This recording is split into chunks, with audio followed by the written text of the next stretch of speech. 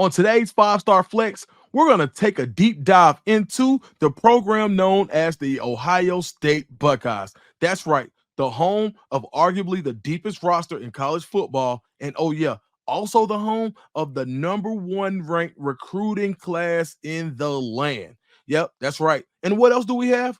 We have an exclusive interview with the father of all-star generational talent, Caleb Downs. Yep, his father, Gary Downs, is here. We're going to talk to him about his process and how he ended up at Ohio State, plus everything going on in the Downs family, which also includes Josh Downs, who's tearing it up for the Indianapolis Colts right now. Oh, yeah. And then we'll also talk to four-star defensive lineman Trajen Odom right here on the five-star flex. Please follow me on Instagram and Twitter at DukesDScoop, and make sure you hit the like and subscribe button to get more content on three recruits. Let's go. This year in college football, the team with the most to lose and the most to prove isn't a team that doesn't have a lot of wins. We're talking about one of the most winning recent programs in college football, the Ohio State Buckeyes. Right now, it's championship or bust. And to be honest, that's a very, very fair narrative because these guys have the best roster in college football, in my opinion. When you look at the depth, not only the top end talent, but when you look at the depth of the roster, it's incredible. It's insane. And the way that I look at a roster when I want to talk about how deep it is I'm from SEC country. And I'm thinking, how many of these guys could come and make an impact in the SEC today? And it's not just Ohio State starters. It's their second string. They've got some third string guys. And you're going to see in the transfer portal every year, Ohio State is going to be one of those programs that provides starters to other Power 4 programs. Yeah, Ohio State is loaded. I mean, all right, let's just start at the top. Let's go to the quarterback room. First and foremost, you've got Will Howard, comes over for Kansas State. He's got really a huge amount of big game experience coming out of the Big 12 last year. He's a guy with a lot of poise, a lot of intangibles, and he does have a lot of arm talent. He's a guy that's going to really be pulling the strings for Ohio State this year. And I think that if he does what he's supposed to do with that cast of talent that he has around him, it's going to be a really good season in Columbus. But you don't stop there. You got another guy who's been around for a while and has some experience in Devin Brown. Then after you go there, you got to go Julian Sand, who last year was the number one overall recruit in the country when it came to quarterbacks. Now, after you get there, right, then you say, man, you're at the fourth string. You got a guy like Lincoln Kingholtz, who's just a lot of teams are just waiting for him to put his name in the portal because he can make another roster better immediately. And oh, yeah, your red shirt candidate was the number 4 overall quarterback in the country last year, Aaron Nolan, who had teams licking their chops just in case that he was the type of guy who was going to leave instead of staying to compete, which he did, which I'll get to later. That's just your quarterback room. Okay, let's talk about wide receivers. You bring in arguably the most physically imposing receiver in recent history when you talk about a guy like Jeremiah Smith, who on top of that physicality that he brings, the speed that he brings insane in-air ball catch abilities. The way that he attacks the ball is something that we haven't seen in recent years. And he's just one. He's a guy that you can't afford to double cover. Well, you want to double cover him. You probably should, but you can't afford to because at that time, then you leave a guy like Carnell Tate one-on-one. Not even to mention Emeka Ibuka, who then he's going to eat you up if you have your third corner on him. That's dinner time. A bucket of chicken. We got to eat now, baby. Those are your wide receivers. And then you got guys on the bench that are 4 and 5 stars just lined up, talent after talent after talent. Okay, then let's go tight end. You got a guy who's been around for a while like G. Scott. And what I like about the tight end room is you got a 6'6" monster. Some people think he may be closer to 6'7". And Jelani Tank Thurman out of Langston Hughes in Atlanta, which I'm very familiar with that school. He is a freak of nature and a heck of a ball player. He came in last year. He got his black stripe removed fairly early. Didn't have the season that he wanted to have, and then you just saw him consistently stacking days, and you hear the reports out of Columbus saying this guy's going to be a player. Well, that's your third string guy, depending on what formation you're in. That just kind of speaks to the depth that Ohio State has. Then you go into a veteran offensive line. You bring in a guy like Seth McLaughlin from Alabama, tons of starting experience. Then you got a guy like Josh Fryer who's been there for a while. You got Donovan Jackson who could have left and went to the league last year. So you have a really solid offensive line. And who are these guys blocking for? Probably the best backfield in the country when you consider Travion Henderson, who's already proven that he can do it alone. But now you don't just bring in a third down back. You just don't bring in a guy scat back. You bring in Quinshon Judkins, who led the SEC in rushing the past 2 years. They are absolutely loaded, and that's just the offense. We're not even going to defense. Hold up. Start the defense with Jack Sawyer, who could have left last year. Probably would have been at least a day 2 pick, possibly day 1, depending on how the draft rolled and how they perform. But you start out with a guy like Jack Sawyer. Then you got Ty Hamilton. You get a guy like Tyleik Williams, who really has Sunday potential. And I think he's another guy who probably could have left last year and been at least a day 2 pick. Then you come back with JT Tuimoloau. Excuse me if I butchered it, I promise you. Let's just call him JT just to make sure I'm okay. Then you got a guy like JT. That's your defensive line that you're just rolling out. Any team in the country, I guarantee you that these guys could start. They're like, every guy on that defensive line could probably go start or make an impact on 85 to 90% of the rosters in the country. Then you talk about a guy like Sonny Styles, the freak of nature, the guy who has safety speed but hits like a linebacker. Then after you go there, you got a guy like Cody Simon. Like he's old enough. He's a guy that when we talk about guys you want in the locker room, you want a guy with a mustache. You want somebody who's a little old, a little long in the tooth to kind of bring that funk when it comes down to those third and short or those fourth and short situations. That's the type of guy that you're sending out there, the inside linebacker spot. Then Denzel Burke, and on top of after you go Denzel Burke at corner, then you go Ransom at the other safety. Then you go with arguably the best college football player in the country, depending on who you ask, in Caleb Downs. That should be enough. That roster right there should be enough for people to say, man, that's a team that I would not want to play. Then from there, you don't stop there because your roster is loaded and you're in a win-now situation. You got to go recruit. And nobody in the country is recruiting better than Ohio State. Ohio State has 4 5-stars right now, 16 4-stars right now. That's incredible. 21 blue chippers. Let's take a look at that class. You're already loaded at quarterback. And on top of that, you're going to bring in 5-star Tavian St. Clair, who is a very physically imposing quarterback. When you look at it, 6'3", goes around 225, 230. He's a guy who can do a little bit of everything. If you want him to run some quarterback power, he's going to be a threat in the RPO. He has a cannon for an arm. You got him that's willing to come in and wait his turn. Then you think about the cornerbacks that you're bringing in, the top cornerback class in the country, two of the top 10 players in the country at corner at the same position. When you talk about a guy like Devin Sanchez, who stands 6'2", 175 pounds, track speed, really great in coverage. And on the other side, you got that physically imposing corner in Naeem Offer, who may be a tad shorter. But, man, I haven't seen anybody in the country that has the short area burst that Naeem Offer has. So now you've got bookends at cornerback where you can play whatever you want to do. You know what? Send in 0 blitz. We'll be okay in the back.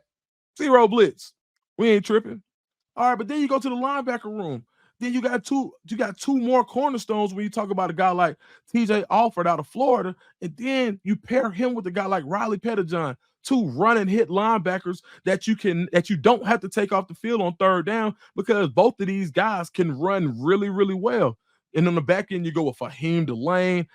Carter Lowe on the offensive line. You miss on a guy like David Sanders, but we all forget about they already have Carter Lowe, who's a top 30 player in the country, who really, when you look at the body size, when you look at the frame that he has, he can play inside or out. And he's a nightmare if you wanted to run right behind him, if you put him at right tackle, nightmare, but he has the footwork to play left tackle. So it doesn't really matter where you go with Carter Lowe. He's still a 5-star type guy. Not even to talk not even talking about the receivers, because you still got high 4-star Quincy Porter on the way in. Zahir Mathis is somebody that I think nobody is talking about. But Zahir Mathis at the edge is somebody that I think can really have an opportunity to make an early impact. And you don't just have him at the edge. You also bring in a guy like Zion Grady. And when you talk about Zahir Mathis, he's a guy, I mean, I think he's probably about 6'6". You got the length that you want in order to play however you want to play. If he wants to stand somebody up and go long arm, he can. But he also has the ability to bend. He has the lower bend in order for him to get around the edge. I mean, this class is loaded. Not even to talk about the running backs. Bo Jackson. I mean, with a name like that, do we even have to talk about it? So I'm not just going to go all the way into the recruiting class. It's just a high-level pitch. But when you look at the current roster and you look at the recruiting class, there is not another team in the country that is more prepared to make a run at the type of dynasty type teams that we've seen, like the Alabamas of the world. This type of roster is the type of team that you can continuously see that there's a pipeline of players that you're always going to be in every game, really based off athleticism. Now it's up to Coach Ryan Day and company to get those guys where they need to be. But how is all this happening? Why is everybody kind of just coming to Columbus? They're recruiting with a national imprint. You got guys from, when you look even to the 26 class, you go as far west as Cali, you bring it all the way back to New Jersey, you go far south to Florida, you're in Georgia, you're in Bama, you're in the Midwest. I call Columbus the magical kingdom. Why do you call Dukes? Why do you call it the magical kingdom? Because how do you lose to Michigan 3 times in a row and then get more serious about your roster? I mean, a lot of times and we hear people calling for jobs, but how often do guys take those type of losses, or teams have those type of losses and get better? And I mean, not even just incrementally better. They are getting better and better and better. The classes are now number 1. I mean, it is insane. But you got to start with the staff. And I think the staff that's been put together in Columbus is a very special one. You talk about Ryan Day. And I think one thing about Ryan Day, he has a certain synergy with his coaches. And I like to point to his relationship with offensive line coach Justin Fry. Guys who've worked together previously. I mean, I think they go all the way back to Boston College, or I can't remember the exact school, but I think it's BC. But they have years and years of experience together. So the run game coordinator knows what the offensive guy, what the juggernaut, what the head coach is already thinking. You take a guy like that, and then you mix him with the receiving coach and the co-offensive coordinator, Brian Hartline, who is stacked the top room in the country year after year after year. The NFL is littered with Brian Hartline recruits. And then even if you want to flip over and you go to the defensive side of the ball, I think the same energy that Brian Hartline brings with the name recognition and the type of rooms that he puts out and the NFL talent, you get that same thing with Larry Johnson.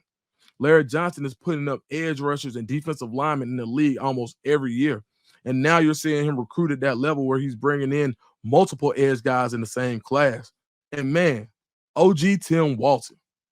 I interviewed Naeem Alford, really familiar with his family. And the way they talk about OG Walt, that's what they call him, OG Walt. As you guys know, OG Walt.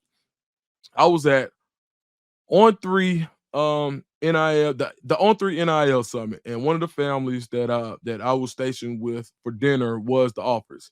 Now, purely coincidence, and I don't think that the people at On3 knew that I had a prior relationship with those guys, because there are a lot of guys from Atlanta that I felt like they probably would have put me with, but they put me with this family.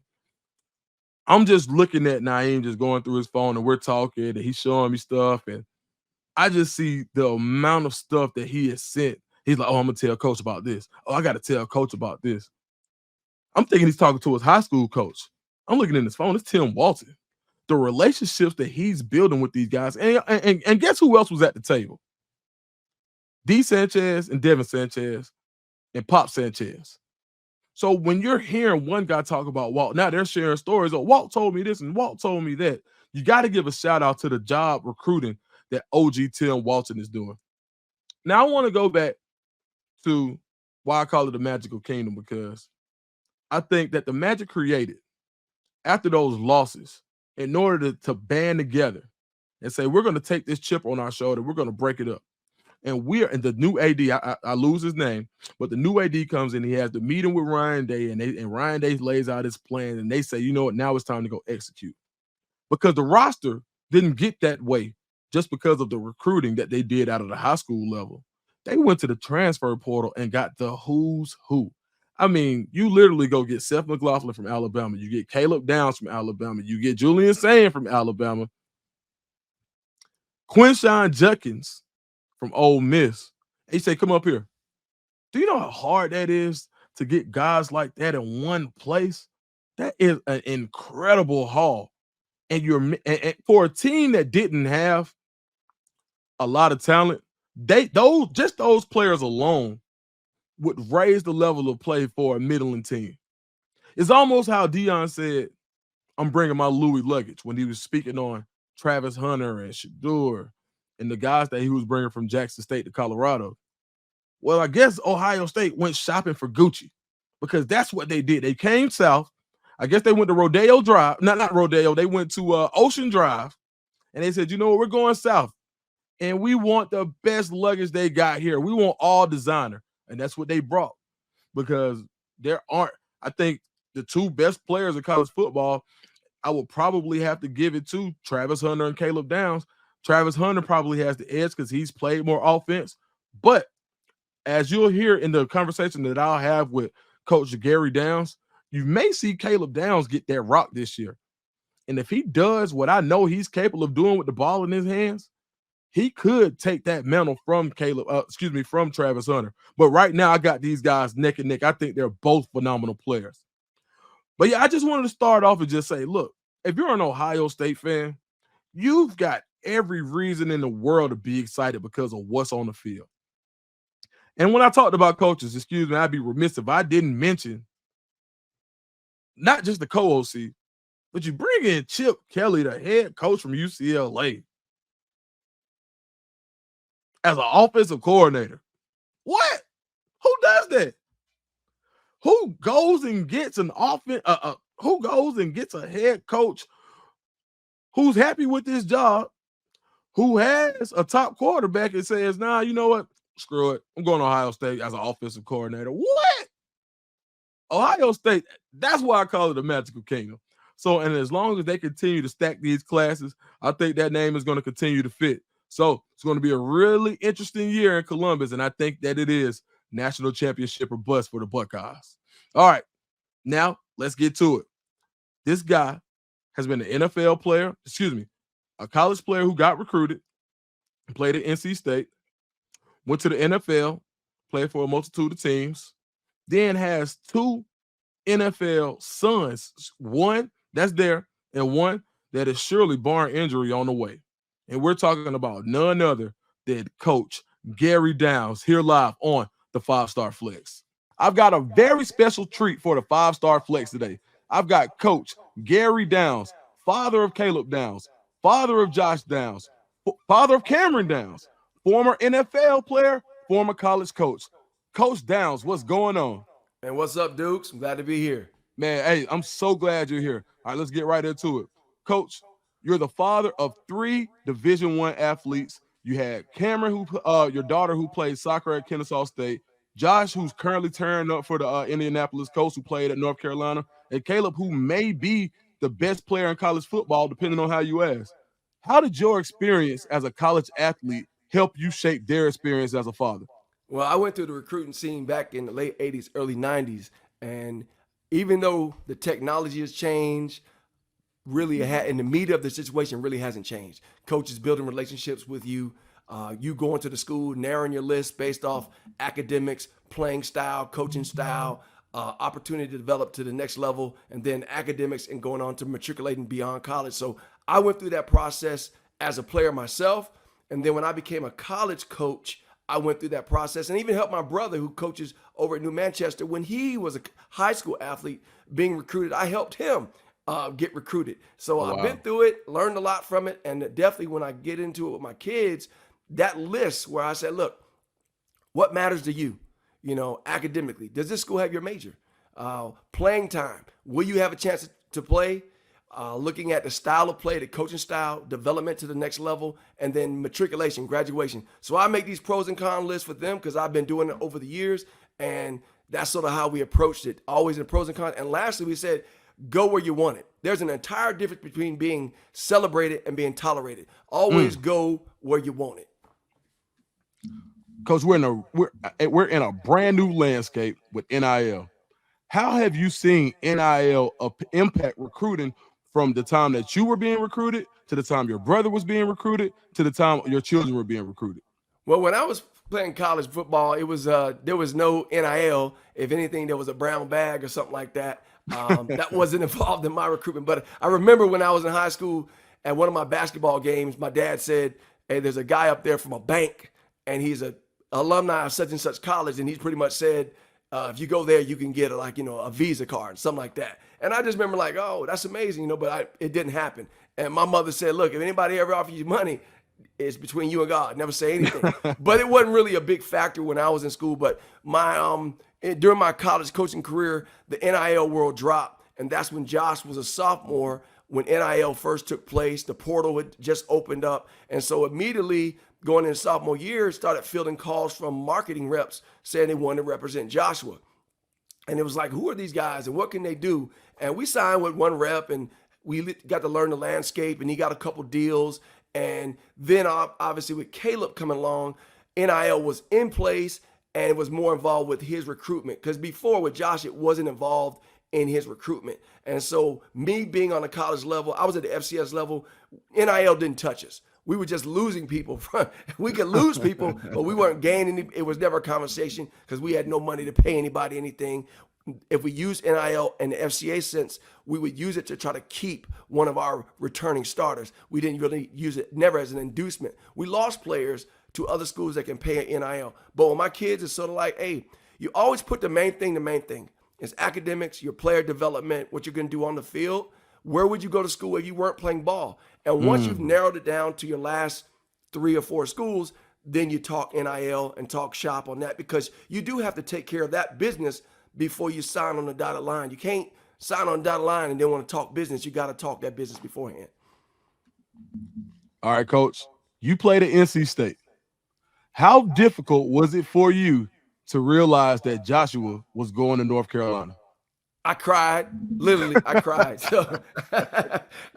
So I basically took Josh and all the kids to NC State football and basketball games. Their grandparents live right there in Raleigh, so they were very acquainted. My wife went to NC State, and so he was a Wolfpack kid. He had a little Wolfpack uniform when he was 5 or 6 years old, and then they offered him early in his before his freshman year. And this is a crazy thing. Once I had this dream about. It was involving Michael Jordan. I remember in the dream thinking like, what is this about? And this was about a year and a half before Josh actually, committed to Carolina. And then during January, I was out recruiting. I was in Savannah, Georgia, about to go into a recruit's house. And my brother-in-law, Dre Bly, called me. Now, Dre was retired from the NFL. He had gone to Carolina. And he calls me. He's like, what's up, G? I'm like, what up, Dre? And he's like, man, Mac Brown just took the job back at Carolina. I'm like, so? I don't care. And then he says, he hired me as a DB coach. And I said, oh, crap. Like, that's because Dre is their uncle. My wife and Dre's wife are sisters, and they've grown up with Uncle Dre being their uncle. And when he went to Carolina, I said, oh, brother, it's on. So Josh went to visit State. On the way back, he visited Dre and Mac at Carolina. And my wife called me and said, hey, Josh wants you to ride back with him to Carolina on a visit next weekend.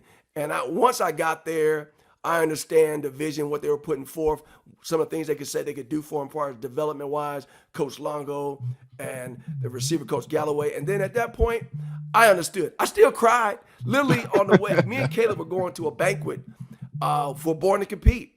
And that's when Josh committed. And it just hurt me. And my wife said, Why don't you tell him he can't go? I said, no, I can't tell him he can't go because God has already shown me that's where he's supposed to be. So I got to let it be. Amen, Coach. Caleb is considered to be one of the best college football players in the country. And they use the word generational. I know a lot of times we love to use that G word, but it seems like it really fits him. When did you realize he was special? When Caleb was 6 years old, that was his first year playing. We went to the Jamboree, and he ran the ball about 5 or 6 times. And every time he touched it was a touchdown. And Josh said, oh, it's just 6-year-old football. It's going to get tougher. But by the end of the year, he had 46 touchdowns, and his team won the championship right here in Gwinnett County. And during the championship game, he had 15 carries for 336 yards, 7 touchdowns, and 15 tackles. And I was in the stands with my wife and Josh, and I just looked down. I said, I'm looking at a pro football player, literally at 6 years old, because he could do things skill level wise and understanding wise that adults, guys in high school can't do. I saw him line up at linebacker at 6 years old and move the defensive tackle from a 3 technique to a 1 technique. Somebody would come on the field and he would put them in their position. So his understanding, his IQ was so high even at a young age. And then when you talk about his work ethic, he literally could go to practice. I would be at Josh's practice, put Caleb on the sideline and just stay there till your practice. And he would make his own practices up. He would make the drills up just like we were doing. And so he's been doing adult pro type things since he was a little boy. His demeanor, he scored a touchdown. He did that walk off and then flip the ball to the referee like Barry Sanders. Yeah. I mean, he's been like that since he was 6. It's sort of a God-given thing. He works at it. He learned his work ethic from Josh, but a lot of it is just God-given, and he's just been that way. He's got that elite mindset. I remember he was playing basketball one year. He was about 7 years old. He's on the free throw line, end of the game. He's shooting 1-and-1 to seal out this game, and he gives three dribbles at the free throw line. Bam, bam, bam. And then he spins the ball, and then you see him take this deep breath. Oh, wow. And, he just drops it. You talking about a 7-year-old? Like, I didn't teach him that. It's just been in him, and his leadership skills have just grown and grown with his ability to play the game, other position, but also his leadership skills to bring up his teammates to other levels and understand. I had a coach the other day I heard say he had one of the best football minds in the world. Wow. But I've heard that from his high school coaches. Like, his level of football IQ is not – kids can't understand his football mind, how he sees ball and what he understands. Because when he go on recruiting visits back in high school, he would talk with coaches for hours. Like hours. And it wasn't, at some point, they would just sit, hey, let's just talk ball. What do you see? How do you, because he just gets it. He would come home from school at Mill Creek and just finish practice, and he might Zoom with an Alabama, then come back and Zoom with a Georgia, then Zoom with Ohio State. And I would say, how are you keeping all these defenses separate and still learning your defense? He said, I got them good. So literally, he's learning like 4 different languages at the same time. It's all football, but he learns it all. I mean, man, that's incredible, Coach. Speaking of Mill Creek, when he graduated Mill Creek, he goes to Alabama. What was it that Nick Saban said to you as a father and also a coach that sold you on the Crimson Tide at the time?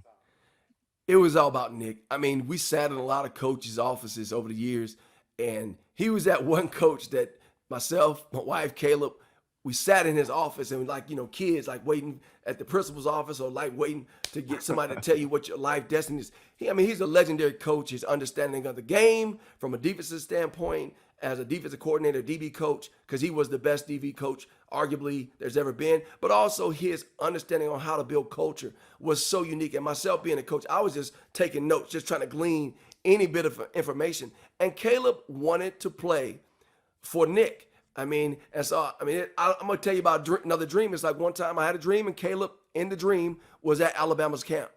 And in the camp, he went through the camp, and in the dream, Caleb said, I can learn something from him.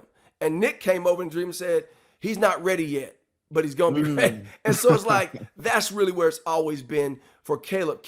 Who can help prepare him to keep improving? Who can take him and develop him to the next level? And Nick was that guy that had that level of understanding, the right demeanor. And Caleb and Nick are, as Terran Arnold said, they were the most alike between player coach than anybody else on that team. Like the way they think, the way they process information. Caleb sat beside Nick in every meeting.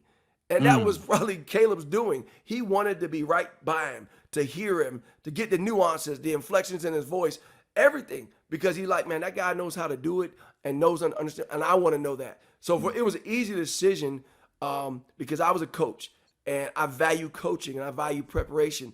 And Nick just was the embodiment. I mean, he's the best of all time. So the opportunity to play for him was like, you know what? It trumped. If Nick had been at Marshall, it'd be like, you know what? I had to choose Marshall. All right, Coach. When Coach Saban retired, everybody figured that Caleb was a lock to go to UGA. What was it about Ohio State that so damnably on Columbus? Well, Ohio State was number 2 during his high school recruitment. It was really 1A and 1B between Alabama, Ohio State, and then Georgia and Notre Dame were 3 and 4. And so what happened is right before he committed, we called Ohio State, and it was a difficult phone call when he called Ohio State back in high school. And they ended up coming down on a Friday prior to signing day, and it was a hard thing to tell him, like, Coach, we really like everything about Ohio State, but we're going to Bama. And it's like, we don't understand. I said, well, listen, we trust God, and God has led us to this decision. We're going to obey him. And I said, but there's nothing you could have done differently because we really like everything. We like your coaches. We understand what you're doing scheme-wise. We like the whole program, Gene Smith, the AD, Columbus. We like it all, the tradition. And it was a painful conversation. So a year later to be in that same situation when Nick retires, I was sitting right in the same seat when the announcement came up that Nick retired. My phone was turned over. I didn't know it. I flipped my phone over. I've got 30 or 40 messages. I missed all these phone calls. And what's going on? And Nick retired, and my heart dropped. And it's like your world been turned upside down. And it's like, oh man, not this. Right. When Caleb committed to Bama, Charles Kelly, who was a recruiting coach at Bama, the safety coach, the next day after signing, Coach Kelly went to Colorado. Before spring ball, Pete Golden left. And then they hired Kevin Steele. At the end of the Rose Bowl, Kevin Steele retired. And then Nick retired. Then a few days later, T-Rob announced he was leaving to go to Georgia. It was a painful thing, but at that point, it was like, okay, Caleb, what do you want to do? We prayed on it. He said, we wanted to wait to see who they were going to hire at Bama. Every coach, the head coach, DC, DB coaches. And at that point, he said, I want to go in the portal. And it's like, his reason for going there was Nick. He definitely values and appreciates everything he learned from Nick and Bama. We love Bama. You see Bama jersey right there. Right. Nothing against Bama. It was just so like, I'm ready for a different experience. I'm ready to grow beyond that. Caleb is, I believe, as you said, generational talent. I call it transcendent. He has transcendent abilities beyond the place. He played high school at Mill Creek, but before that, he was at Peachtree Ridge. And he did the same thing at Mill Creek that he had done at Peachtree Ridge. And we had heard coach say, don't go to Mill Creek. If you go to Mill Creek, you won't be as good. You won't develop. You won't get Power 5 offers. And it's like, I didn't believe that because I said, Isaac Dad as a coach, I'll supplement anything he needs to get developmentally wise. But I also understood they didn't understand Caleb. They didn't understand the things that he was interested in doing, but they didn't understand him as a ball player, and they didn't understand him as a person. So if he wanted to go to Ohio State, and like I said, we prayed about it, asked God, and waited, and we trust God on that movement, and he's there, and things are going well. And I think that was the best place for him to be for a lot of reasons. It's like a whole round encompassing reason, not one singular reason. Not like just going to the pros, because someone said, well, Caleb, why are you taking all these hard classes? You going to the NFL? Because Caleb has interests beyond just football. And some of them are academic and some of them social. So he's a whole person, not just an athlete. What was Ohio State head coach Ryan Day's reaction to the news that Caleb Downs was coming?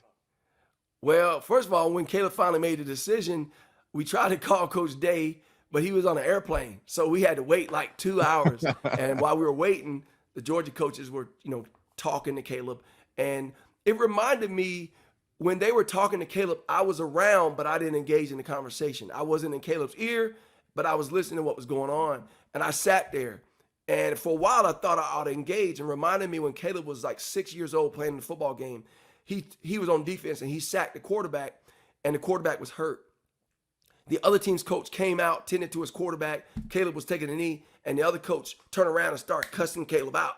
I was in the booth and thought about, man, I need to come down there and get that coach. But I just watched Caleb like, man, he's got this. And so in those 2 hours, when the Georgia coaches were working Caleb over, trying to tell him he was wrong, blah, blah, blah, it's like, if he can hold up to that, some really good coaches, really good recruiters, then that's where he really wants to go. And he, I mean, 2 straight hours of talking to different Georgia coaches, and he still, and I literally said, hey, do you understand? And he's like, yes, I want to go to Ohio State. And we called Coach Day, man. He was just elated. I mean, he probably couldn't believe it because obviously we had turned him down as a prom date the year before that. So he's probably like, what in the world? Like, but it's good, man. I mean, Coach Day's been the same guy from the first day we met him in recruiting to right now. He never changed in that process, the same guy.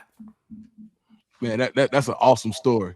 So we're talking about the transfer portal. How crazy was it? And if you can share, what was the craziest promise or something that somebody said to try to get Caleb to come to school?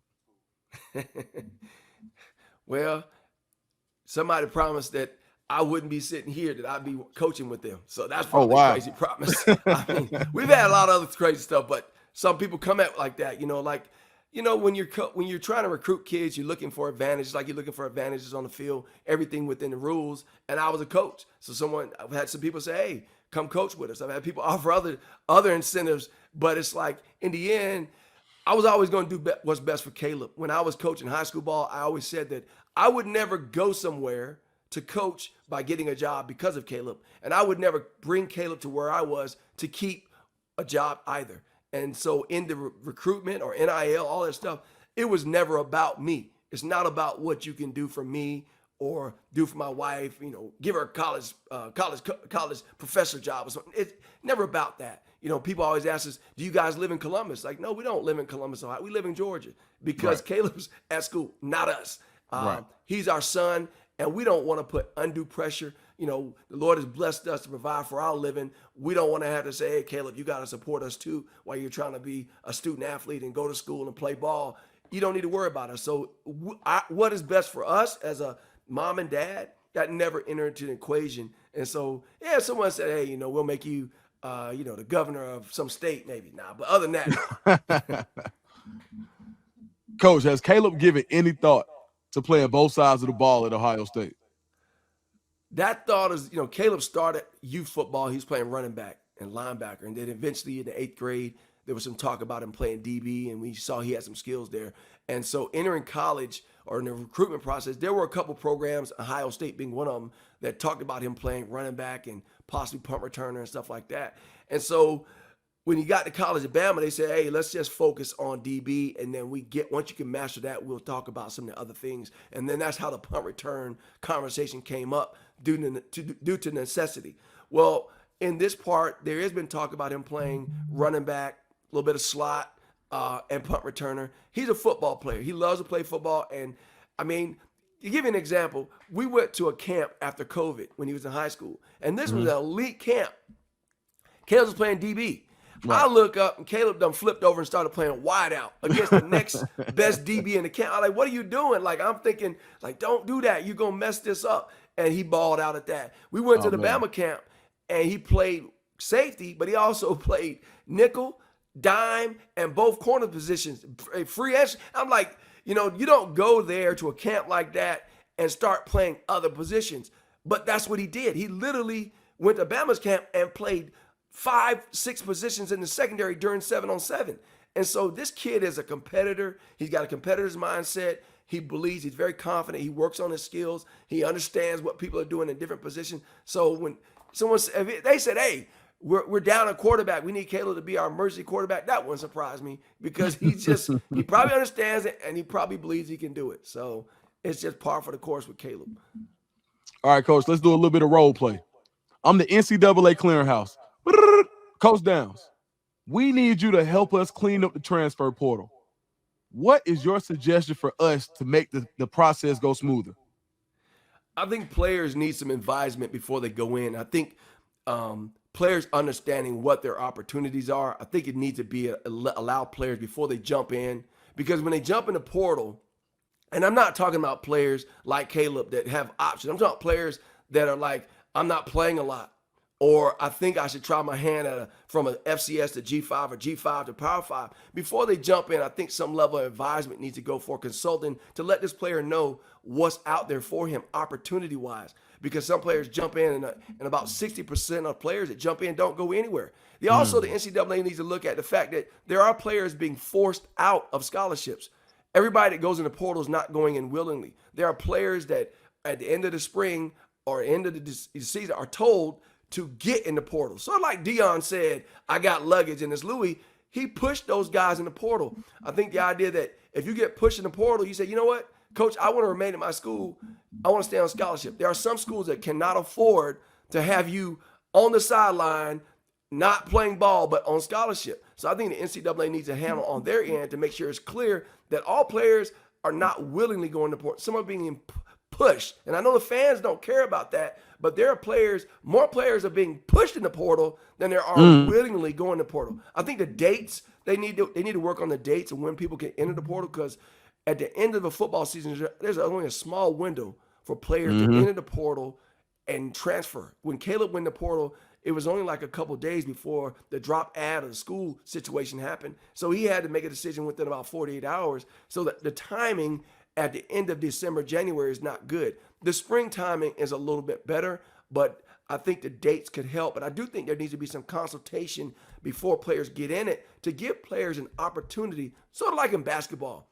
In basketball, you declare for the NBA, you don't get drafted, you can come back. I think players need the opportunity to be able to look or at least consult to find out what the interest is before they jump their name in the portal. They put their name in the portal, then they're gone. They're out of a scholarship. And that's my primary concern, is about the players that are getting pushed out and they're on the street. No education, no home. Excellent answer, Coach.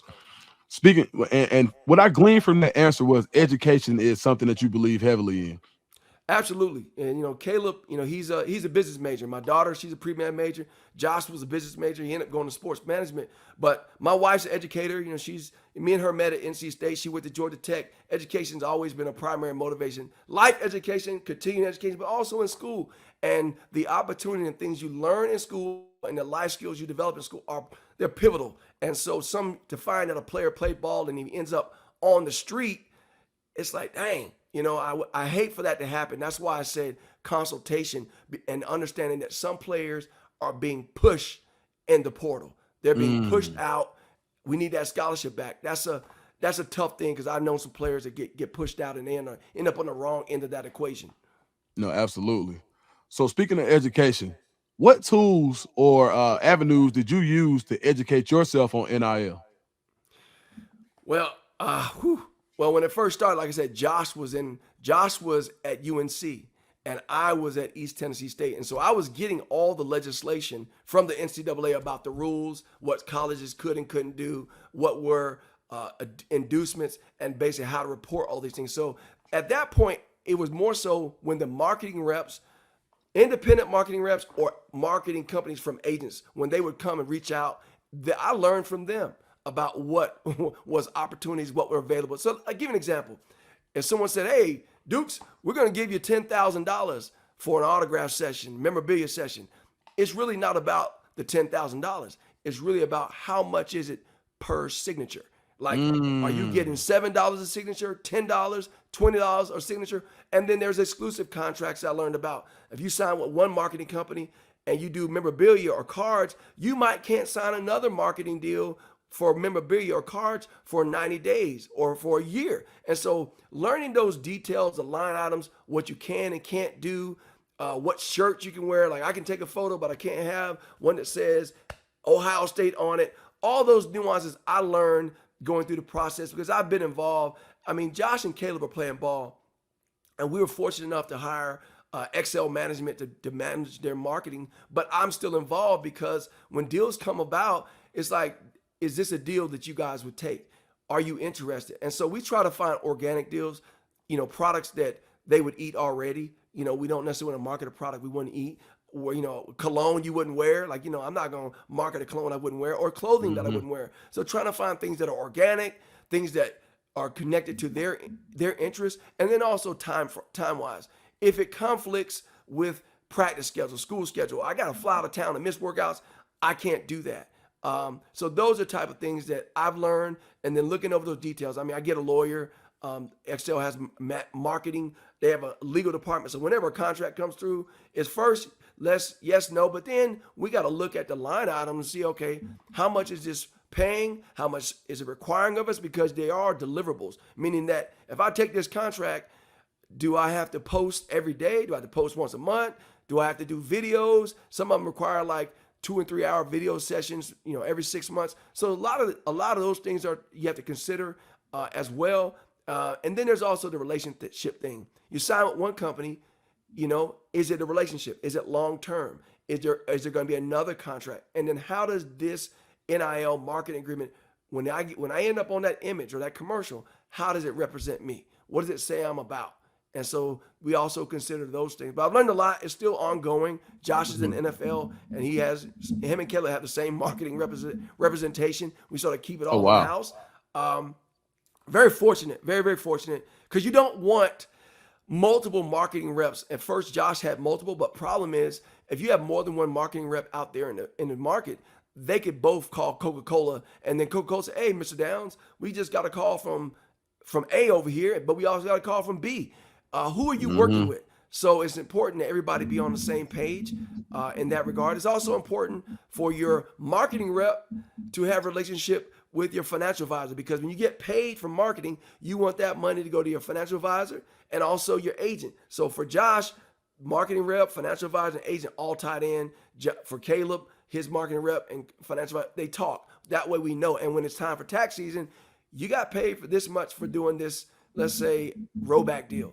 That money came in. How much taxes to do? Because you want everybody to be on the same page so you're covering your bases. So as a pops, my job is, to make sure they're prepared to get out in front of things like that. In this business of marketing and agents and all that stuff, I have 3 C's. I said, my job is to find the people that are competent with character. And the ones that are competent with character, if there's 5 of them, whichever one you connect with best, you got it, buddy. You can go with them. But my job, find the ones that got competence and character. As a father, what do you tell your boys about the NFL experience? Well, everybody knows it's not for long. But one thing I learned is that in any goal you set in life, you put that vision, that goal, that aspiration, and then you basically formulate a process to reach it. So Caleb and Josh want to make it to NFL. So basically, Josh want to be a great receiver and Caleb want to be a great DB. Is it okay? That's my goal. I want to get there. But then a higher aspiration goal is I want to be Hall of Famer.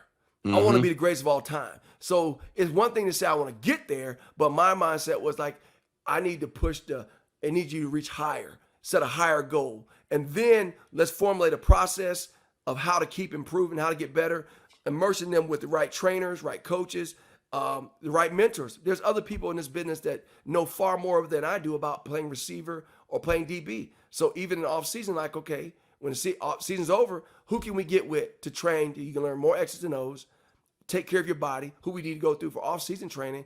All those things they've been doing since they were little kids. So now, like Josh, when the season ended, he said, "Dad, this is my plan. I'm going here to do my training. I'm here to do my rehab. I'm going to go on vacation for a couple of days, but I'm going to train with so-and-so."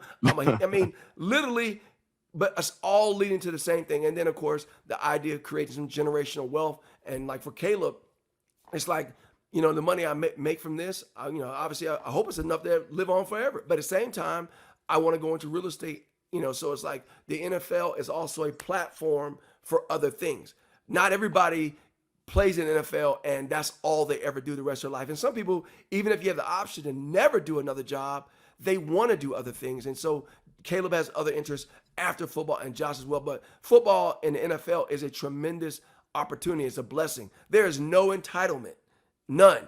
Because like I played in the NFL. My brother-in-law Dre played in the NFL. Josh was godfather. Mike Haynes played in the NFL. So Josh and Caleb have grown up, Terrence Mathis, Bob Whitfield, Jamal Anderson. My kids have grown up around guys in the pros. One of my high school teammates, Randy Phillip, played in the league. So they're used to seeing people in the league and they know it's possible. Yet and still, it's not an entitled, it's not a guarantee. So they know what it takes to get there. And they know they're blessed as long as they can stay there. Coach, you're a former Falcon. You see the helmet. I'm from College Park, Coach. What do you think the Falcons are going to do this year? Man, I see the Falcons going about 12-5, making the playoffs. Let's go. Yeah. I think they're going to do it this year. I've been out there several times. They got all the elements. I think Coach Raheem Morris has got those guys motivated. I know he's going to have them ready scheme-wise, but I think the energy and the motivation is there. I think they tapped in. I don't think it's win or bust. A few years ago when the Falcons went, made it to the Super Bowl, and then all of a sudden they made this thing where it's win or bust. That's always a dangerous thing psychologically because you need your players to focus on the process of getting to the goal and not the goal in itself. And if they don't reach it, then all of a sudden it's like Ricky Bobby say, either you're first or you're last. Whenever you have that kind of mindset, man, it's bad because you just stress yourself out. But I like the elements, bringing in Kirk Cousins. I talked to President Beatles of the Falcons about them bringing in my man, look, Michael Penix for the future, but he's also there. And so I look at them from a scouting department, evaluating from the general manager down, also what they do on the field. But I believe they have the players. They have all the ingredients of a playoff team. They put things together. But that quarterback position is pivotal. And they got 2 quarterbacks that can get it done right now. All right, Coach. When the news broke about Caleb transferring, it didn't come from the usual sources. It came from Deuce Recruiting. Yeah. Coach, talk to me about that venture and how excited you are about it. Well, I'm obviously coached by trade, been coaching for 20 plus years, coached high school, college, NFL, Europe, did some internship with the Falcons. I also, beyond that, do FCA here in Gwinnett County. But because I was a recruiting coordinator in college, I'm used to evaluating talent. That's what I did. I was a recruiting coordinator. I did a scouting internship with the Falcons. So I've been evaluating talent for a long time. And so years ago, when Caleb was 6 years old, Alex Benson with Born to Compete came to me and said, hey, we're nominating Caleb for our 6U Player of the Year for the state of Georgia. I'm like, what are you talking about? 6U Player of the Year? There's no such thing. Well, we went down to NBC Studios that year. Caleb won 6U Player of the Year. Years later, Caleb won Player of the Year, and Josh won Wide Receiver of the Year. And so in 2023, Alex came to me and said, hey, I got this other venture, Deuce Recruiting, that I want to kick off the ground. And I want you to head it up. I want you to evaluate and rank players and rank teams. And I said, you know what? I'm game for it. So in this Deuce Recruiting world, I say, Caleb's in the portal. What are the chances and the opportunities you're going to have in life to break the news? And so what I did in that was when Caleb finally decided he was going in the portal, I did call other media sources I knew. And I said, listen, the moment I know, I'm going to let you know. And so what I did was I released it on Deuce, but I also let other media outlets, whether it's Pete Thamel or ESPN, Sports Illustrated, I said, I might as well take this one opportunity to get out there because it is news and I know it before others. I'm not going to release it. I didn't release it the day before. I released it literally, if you look at Pete Thamel's post, it's within like a minute because they knew as well. But I said, you know what? I might as well not cheat myself on this one because I do know it and it is a business. Yeah, absolutely. All right, Coach, before we get out of here. Oh, and to add to that, next time you got to call me too, Coach. All right, well, I'll call you too. All right. Before we get out of here, Josh, Indianapolis Colts, Caleb, Ohio State Buckeyes. What constitutes a successful season for both of your boys independently? Well, for them independently, obviously we just pray God's mercy that they be healthy. And I know if they're healthy, if God opened up windows of opportunity to play, for Joshua, I mean, he wants to be prolific. I mean, he wants to catch 100 passes, and he wants to have 1,200 yards receiving and probably 10 plus touchdowns. And for the Colts to make the playoffs, for them to go 12 and 5, 13 and 4, something like that regular season. That's what I look for their program. And for Caleb, I mean, for him, obviously he wants to have a tremendous year at Ohio State. He wants Ohio State to win the Big Ten. But for him, you're talking about being a leader on that defense. I can't put a number on interceptions, but I know he'll probably want at least 4 or 5. I would say he doesn't want to have 100 tackles because you don't want your safety making that. But I would say he probably wants 60 to 70. Probably cause 3 or 4 fumbles, make all Big Ten, make All-American. Probably he wants to win in the Gursky or the Thorpe Award. Right. I mean, he has lofty goals, but it's like those goals are in reach because of his process and because of the teammates around him, all those things. And so he's not aiming for those goals. It's just step by step, each day, each play. So it's one play at a time, one day at a time. And we just sort of handle it like that. And if he just sticks to the process, Lord willing, those things will work out. Coach, this was going to be a part of my show. We went 35 minutes. I just want to thank you. This is a standalone, man. You've been awesome. I appreciate you pouring back into the community. Like, you're a really big figure in Atlanta. For you to reach back down or reach back to a guy like me, I can't say thank you enough. Where can everybody find you on social media, Coach? I'm Coach Downs at gmail. I'm Coach Downs at gmail.com or Instagram or Twitter. I'm Coach Downs _Gary. And obviously, you hit me up at Deuce Recruiting. If you got a kid out there that you want to promote. Now, I don't promote if they got to be a ball player now. If they're a ball player, no matter if they're no matter what star, if I see if they play ball, I'll talk about them, lift them up, because I love great ball players. I do a thing I call speak life. And for young people and parents, I'm always trying to speak life because that's what God told me to do. Pour into my kids, speak life, and I'm trying to speak life into these young people and these coaches, and that's what I enjoy doing. Man, thanks so much, Coach, man. See you next time. All right, Deuce, thanks for having me. All right, man. If Coach Downs doesn't get you excited as a Buckeyes fan, I don't know what will. Man, shout out to Coach Downs, man. Super appreciated, man. And we'll probably be talking to him later on in the year. All right, now, before we get out of here, we're going to bring in 4-star Trajen Odom to talk about why he chose the Ohio State Buckeyes. Explosive D lineman and Ohio State commit Trajen Odom is here on the 5-star flex, and he's going to talk about how he made the cross-country trip from LA to North Carolina to play high school football, why he committed Ohio State, and what the message was from Ryan Day that kind of sold him on the Buckeyes. All that and more on the 5-star flex. I'm here live with 4-star defensive lineman and Ohio State commit Trajen Odom. Trey, what's going on, big dog? Chilling. How are you? Everything's good. Good, good. So you're committed to Ohio State, the Ohio State University. Sir. What was it like when you knew that you wanted to become a Buckeye? It was crazy. It's just talking to my parents, my brother too, going through that whole process. It's just when I really locked on that decision and I just knew that's where my future is taking me and where God's taking me. It's just amazing feeling. Just it's always been a school I grew up watching and everything. Loving Chase Young and then the Bosa brothers. It's just Coach Johnson and Coach Dages, they made it seem like home for me. So once I really knew, I was just set and then locked in with that. What was Coach Day's message to you that really sold you on the Buckeyes? It's just a big thing. It's just, he has a team that's just built to win for a couple seasons, championships, but also it's just the city of Columbus and the support that you get in the city is just unmatched and like no other. And then just the football, the history of it, what every coach on the staff has really produced there. And then that's just the big selling point he gave me. You also spoke about Coach Larry Johnson, and he has a long line of guys that he's recruited and that he's helped develop. What sets him apart as a coach, in your opinion?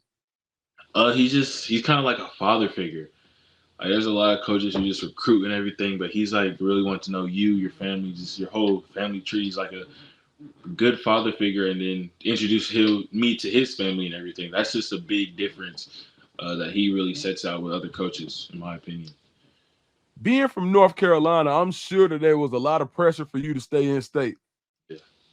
What school? Okay, all right, I'm starting over. Being from North Carolina, I'm sure there was a lot of pressure from you to stay. Being from being from North Carolina, I'm sure there was a lot of pressure on you to stay in state. What school locally was on you the hardest, and was it hardest for you to tell your family and your friends that you weren't staying in state? I mean, I don't know if you even know. I'm actually from Cali. Oh, I didn't know that. Yeah, but to stay in state, it was NC State for me. So okay. Once I told them, matter of fact, see, I didn't know that you from Cali. What part of Cali you from? I'm from Inglewood, LA area. Hey, okay then, for sure. You already know, yeah. Oh no, we finna talk about that then. Okay, cool. All right, so Trajen, a lot of people may not know, but even though that you play high school football in North Carolina, you're actually from the LA area, Los Angeles, California. What was it like making the cross-country trip to play to the South to play high school football, and what kind of changes did you have to make? Just be away from friends and everything. We moved because my mom's coaching job, but it's just pretty big difference. High school football over there back home is big and popular, and coming here, I say it wasn't as tough, as physical, as much skill, but it's still in this Charlotte area, still that dog and hard work over here. So it wasn't a big difference, but it's something that you got to really adjust to and everything. So as far as where you're from LA. So I'm pretty sure there was a lot of pressure on you to play football in Cali. And then you're in North Carolina. I'm pretty sure there's a lot of pressure on you to want to stay in state in North Carolina. How did you block out all of that noise and come to the decision that you wanted to play at Ohio State? Like at the end of the day, going back to LA, be close to family and everything, staying here, being close to parents or other friends. But at the end of the day, for my future, I wanted it was like best for me and like what coaches have really put people at my position in the league. And then the best of the best was really Coach Johnson in Ohio State. And then out of all the schools from LA to the East Coast to all the way to Ohio State just separated themselves. And then that's the biggest point for me, honestly. Is there any school that some of your family members or people close to you wanted you to go to real bad outside of Ohio State? For sure, over here in the East Coast was definitely honestly UNC, but Okay. over back home is USC. So Okay. a lot of people believe like if I stayed in the West, USC is the move for sure. Was it hard for you to have that conversation with your family and friends and let them know that you were going to Ohio State? It was pretty tough, but at the end of the day, they understand and know what's best for me. I just really got to explain to them that it'd still be great being close to family and everything, but for my future, they can all come see me play and everything, and just one was best for me. So yeah. So Trajan, you shot up the rankings on three. Like right now, you're a top 160 player, and you got potential to go even higher. What's it been like for you to get that recognition in your game and to finally kind of be stopped and to finally not be slept on as much as you were before? It's been great. It's been amazing. Like honestly, before like this past couple of years, I've been kind of like not underlooked, but like a lot of the ranking sources they haven't been looking at me because North Carolina, not the biggest attention. But now that I'm starting to get that recognition, I think I deserve. It's a great feeling. I hope at the end of the season, middle of the season, I would definitely shoot up more in the D-line rankings and then overall rankings. So that's what I'm really looking forward to. Ohio State is notorious for having wild and crazy fans. What's been the coolest part as far as the fan interaction that you've gotten since you've committed? I'd say just when I go on my 3 visits, I've been just the city, just being around with the guys, the players and everything, and just going out. Just you can just tell somebody you're with Ohio State, wear some Ohio State gear, and then they're just all up on you. So just all types of fans. So it's just amazing feeling and everything. Have you been able to forge a relationship with anybody that's currently on the team? And if so, what do they tell you about the Ohio State experience? A couple guys like JT, a little bit of Jack Sawyer, some Edric Houston who just came in. So those are some of my guys and like Josh and everything. But they just tell me it's tough. It's gonna be challenging, but at the end it's all worth it. Coach Day, Coach Johnson, and then Coach Clark, they both gonna get you right. If you just listen in the weight room, hard work, and then put your face down and just work, everything's gonna turn out good for you. So it's just all worth it at the end. That's the main thing they're telling me. So earlier I heard you mention that you moved out with your mom's coaching job. What does your mom coach? So she was actually coaching at North Carolina Central for like 7 years, but now she's taking a break off that coaching, so she's gonna get back into it soon. So with your mom being a coach, how was she able to help you in the recruitment process, and how big of a role did she play in it? She played a big role. It's just because she know how to see through coaches' lies and everything. So she's know how to tell me about who's really being honest, who's real, and everything. And then so is my brother who's recruited, my dad who played football too. So really, all three of them are just a big part of my recruitment process. Of all those of those three, who was the first person that you told that you wanted to go to Ohio State? My brother, always. What did he say? What was his reaction? I mean, he's been saying Ohio State for the longest, just go to Ohio State. But his reaction, he's just finally glad. He was like, it's time to work now. Like you chose the place, it's just time to work. So he was the first person I told, and his reaction was perfect and everything. What are you looking forward to the most your freshman year in Columbus? That's tough. I'm probably gonna say that first home game atmosphere, just running out that tunnel, just being able to see under the lights and everything, all the fans yelling and stuff. That's gonna be a big day for me. So I'm low-key, honestly, that first day, my first on-field action too. So, Trajan, where can everybody find you on social media? So on Instagram, you got young_hibachi with 2 eyes. You got my Twitter, Trajen, TRAAJENN. And then my TikTok is WICKJAWNN. All right, before we get out of here, can you give a message to the Ohio State Buckeyes fans about what they're getting when they get Trajen Odom? Man, you getting this a movie star, a rock star. I'm just coming in. Freshman year, I'm gonna go work on that field. Just 3 to 4 years and just give y'all my all. So I gonna get it all from me. Great D lineman, can play all across the ball, and then OH. Let's go. Hey, Yeah, man, thanks a lot, Trajan. of course, appreciate it. Hey, so if you like what you just saw, make sure you hit the like and subscribe button. Come on, subscribe to the On 3 Recruits channel. We've got the best content. We've got guys like Josh Newberg, JD Piquel pops in sometimes, Steve Wiltfong, Chad Simmons. The best in college football recruiting lives here on 3 Recruits. I am Phillip Dukes, aka Dukes the Scoop, the host of the 5-Star Flex. Check me out on Instagram and Twitter at Dukes the Scoop. And until next time, we'll see you.